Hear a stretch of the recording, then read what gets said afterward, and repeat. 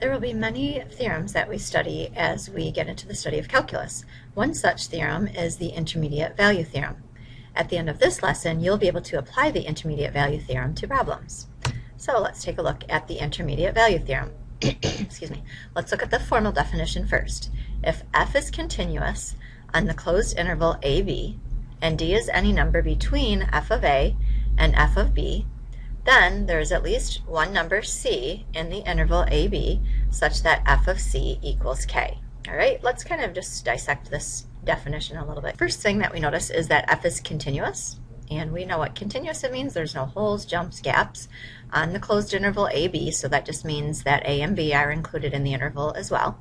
And then it says that d is any number between f of a and f of b. Remember that f of a and f of b, those just stand for y values.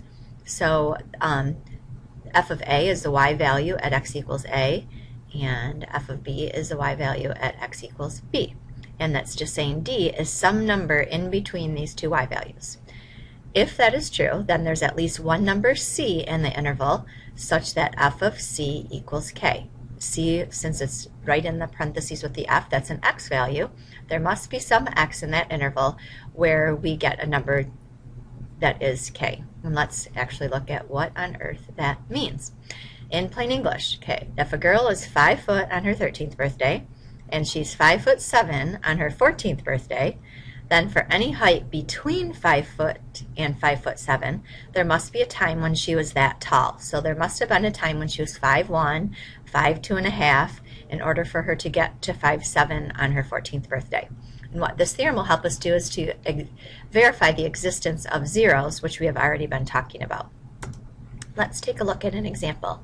Why does the function defined by f of x equals x cubed plus 3x minus 2 have a 0 in the interval 0 to 1? All right, we're going to use the definition where it was talking about f of a and f of b and a whole bunch of different stuff like that.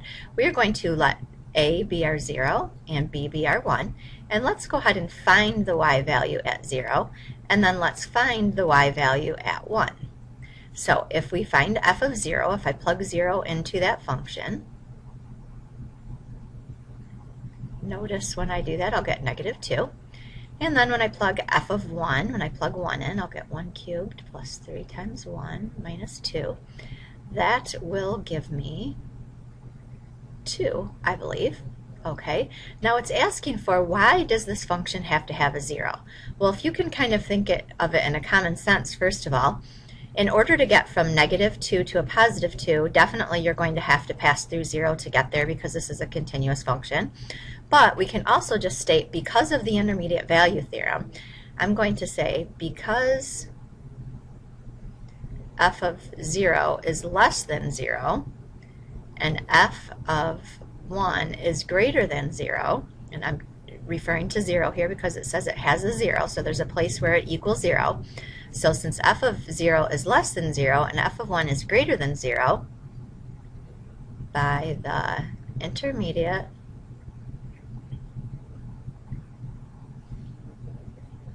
value theorem, there must be a place